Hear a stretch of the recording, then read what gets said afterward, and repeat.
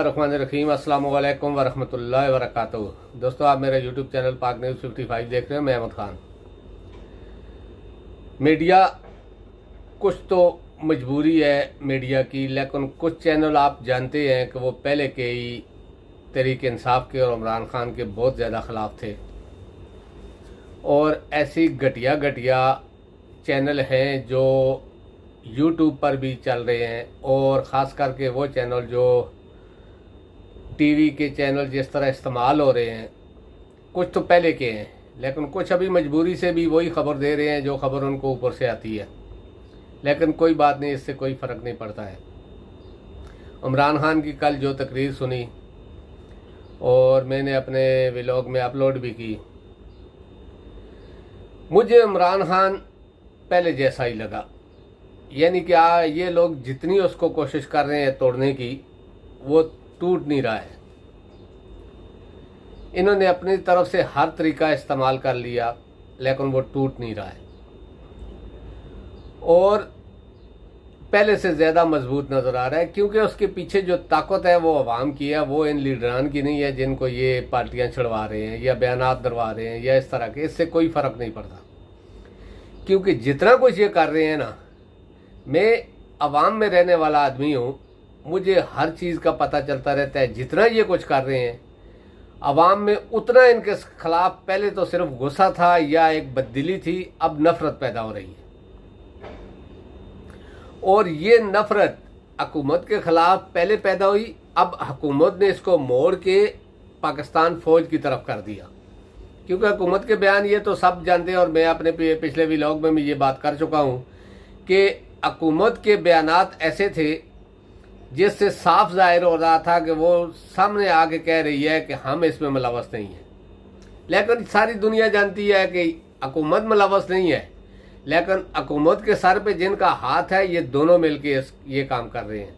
लेकिन फ़र्क इससे कोई नहीं पड़ेगा। मैं बार बार ये बात कह रहा हूँ, उसकी वजह कि मैं कल से इतने मैसेज मेरे को आए हैं, आप यकीन करो, कुछ तो पीडीएम के कारकुन यानी कि नून लीग का फे और पीपल पार्टी के, वो भी इस चीज़ पे शर्मिंदा हैं। वो कहते हैं कि हमारी पार्टियों के साथ अगर पहले ऐसा हुआ है, लेकिन जो अब हो रहा है इसका 1% भी नहीं था। देखें, जो चीज़ें चल रही हैं या जो कुछ चलाया जा रहा है, क्या इस तरह पार्टियां तोड़ी जाएगी? कभी नहीं टूटेंगी। कहने का मकसद ये है कि कुछ सोशल मीडिया अकाउंट्स ऐसी पोस्टें कर रहे हैं, तो आप उसके नीचे जो कमेंट्स हैं उनको चेक करें। चाहे ट्विटर है, इंस्टाग्राम है या फेसबुक है, आप उसके नीचे कमेंट चेक करें तो आपको अंदाज़ा हो जाएगा कि पाकिस्तान की आवाम क्या सोच रही है। और आप कितने अकाउंट पकड़ेंगे या कितने लोगों को पकड़ेंगे। काम इस तरह नहीं बनेगा, क्योंकि इस तरह सिर्फ नफ़रत पैदा हो रही है, और ये चीज़ तारीख में लिखी जा चुकी है। क्योंकि अब तो बैरून मुल्क या दूसरे मुल्क जो या जिस तरह इंसानी हकूक़ की दूसरी बड़ी तंजीमें हैं, वो भी इस चीज़ पे आवाज़ उठा रही हैं। लेकिन मेरा कहने का मकसद ये है कि एक सियासी पार्टी को इस तरह ड्रामा करके आप ख़त्म कर सकते हैं? कभी नहीं कर सकते। हर चीज़ लोगों के सामने आ गई है। कुछ लोग इस चीज़ को नज़रअंदाज कर रहे हैं, और कुछ लोग इसको पहले से ज़्यादा मजबूती से फॉलो कर रहे हैं। क्योंकि जब जितनी न्यूज़ भी चल रही हैं, उसमें सामने नज़र आ रहा है कि ये जो कुछ 9 मई को हुआ, ये ड्रामा था। और फिर आप हुकूमत को देखो, जो गवर्नमेंट है इस टाइम, या जो वज़ीर आज़म है, उसकी काबिलियत का तो आप सबको पता है, या जो इसमें वज़ीर बैठे हुए हैं या जो वज़ीर ख़ारजा है, इनकी काबिलियत का भी आप सबको पता है कि ये कितने काबिल आदमी हैं, और ये पाकिस्तान की बागडोर संभालने के काबिल हैं। इनको जिस तरह लाया गया या इनको जिस तरह इस्तेमाल किया जा रहा है, वो भी आप जानते हैं। लेकिन वज़ीर आज़म ने अपना फुल मजाक बना लिया है। जब भी कोई ऐसा ट्वीट आता है गवर्नमेंट ऑफ पाकिस्तान की तरफ से, उसके नीचे आप कमेंट पढ़ें। दूसरे नंबर पे देखें, अदलिया एक ऐसा अदारा है जो पाकिस्तान का एक आईनी अदारा है और एक ताकतवर अदारा है, लेकिन उसको ऐसा कर दिया गया है कि जैसे अदलिया का नाम ही नहीं है पाकिस्तान में। पहले तो अदलिया के कुछ फैसलों पे हुकूमती रद्द-ए-अमल और फिर इनकारी, फिर न मानना, यानी कि बिल्कुल ख़त्म कर दिया गया है अदलिया को।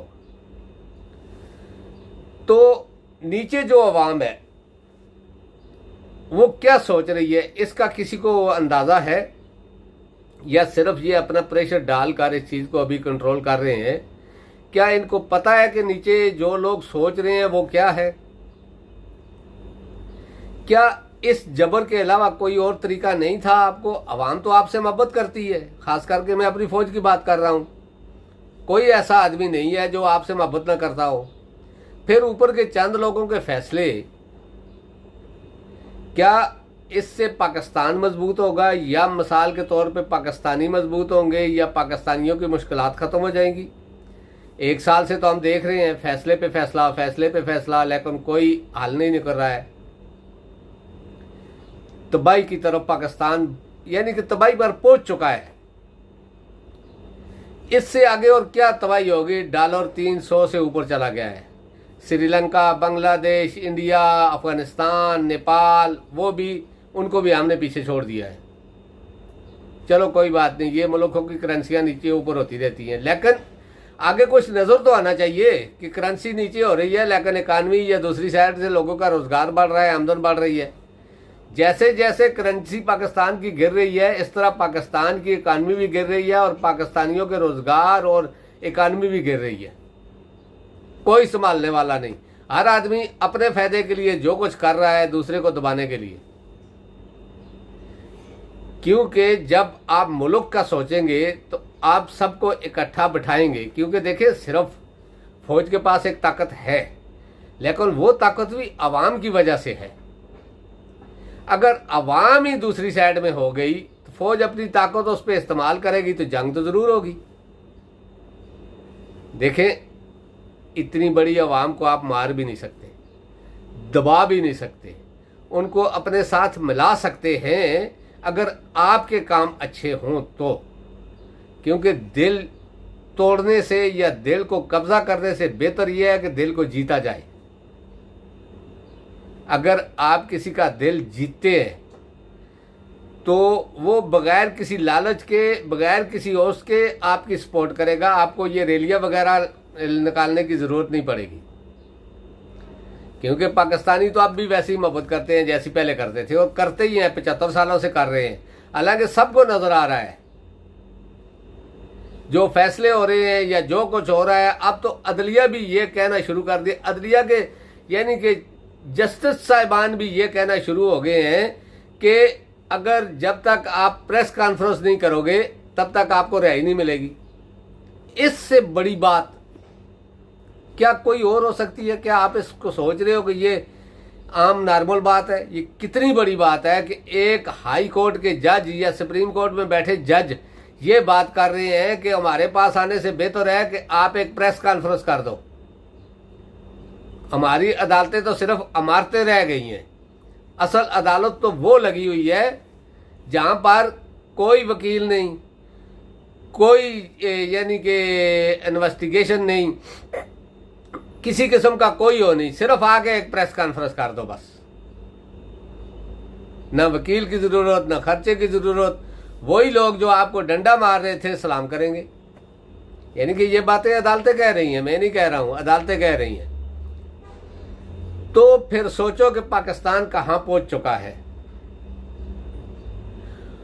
और सबसे बड़ी बात, हमारी फौज या हमारा ये मिलिट्री इस्टेब्लिशमेंट या हमारा ये अदारा जो है, लोगों की नज़रों में ये कैसा था और अब कैसा बन गया है।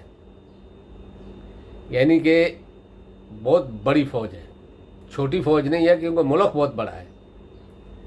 और इतनी बड़ी फौज को आप इस तरह, यानी कि चलो मैं नहीं बोलता, ओके मैं अभी बोल देता हूँ, सॉरी, लेकिन मेरा जो कहने का मकसद है, अगर आप उस मफहूम को समझ जाएं तो हो सकता है कि आप मेरी बात को भी समझ जाएं। मैं कह रहा हूं इतनी बड़ी फौज है, उस फौज में हर पार्टी के आदमी भी होंगे। अगर उस फौज में वो आप नहीं बोल सकते एक डिसिप्लिन की वजह से, लेकिन उनकी फैमिलियों को भी आप चेक करें, वो क्या चाहते हैं। अगर फौज मजबूत होगी तो पाकिस्तान मजबूत होगा,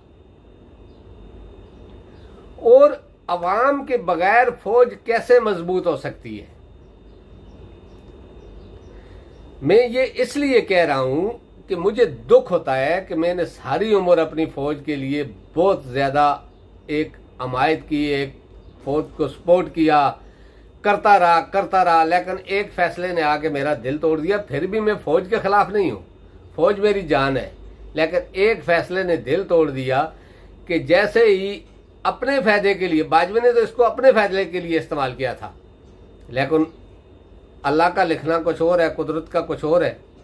तो कुदरत ने इस तरह मोड़ दिया। अभी बाजवे की हालत देखो, पाकिस्तान में जो कुछ भी हुआ, अगर इसमें पाकिस्तान का फायदा होता तो वेलकम, लेकिन पाकिस्तान को नुकसान पे नुकसान हो रहा है।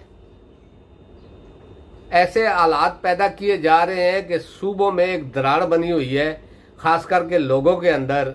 और जिस तरह ये पीडीएम की जमातें हैं, या जिस तरह के ये लोग अपने ऊपर से एक इल्ज़ाम उठाकर फौज के ऊपर डाल रहे हैं,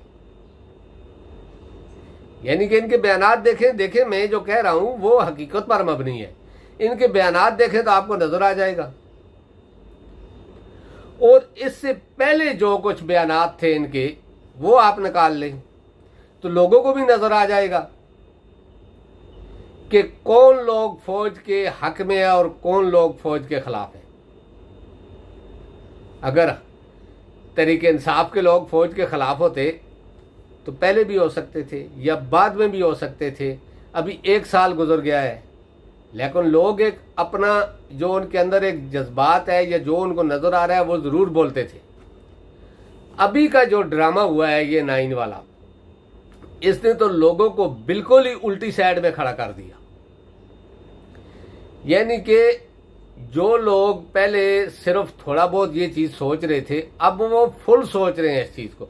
फिर ऊपर से ये गिरफ्तारियां, चलो गिरफ्तारियां भी हो गई, उसके बाद जो रिहाई का लेवल है या जो रिहाई के लिए शर्त है, उसने तो बिल्कुल ही निजाम को नंगा कर दिया। जिस आदमी को आप पकड़ रहे हैं दहशतगर्दी में या उस दिन दंगा फसाद में, अदालत के कहने पर आप छोड़ नहीं रहे और एक प्रेस कॉन्फ्रेंस पे आप छोड़ रहे हो, तो सोचो लोगों के जहन में क्या बात जाएगी। यही बात जाएगी ना कि आप एक पार्टी को तोड़ने के लिए ये सारा ड्रामा रचाया गया है।